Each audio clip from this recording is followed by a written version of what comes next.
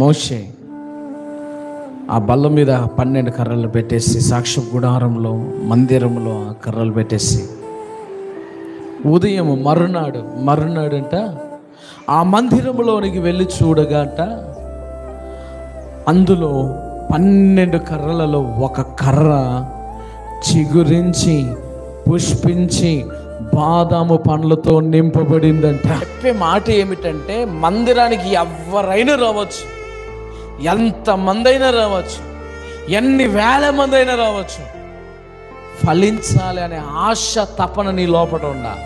ఎండిపోయిన నా జీవితం ఒక ఫలభరితముగా మారాలనే తృష్ణ, మంట, ఆసక్తి ఎవరి లోపల ఉంటుందో వారి జీవితాలను దేవుడు చిగురింపజేస్తూ ఉంటాడు. ఒక రోజు చాలు, ఒక రాత్రి, ఒక నిమిషం చాలు.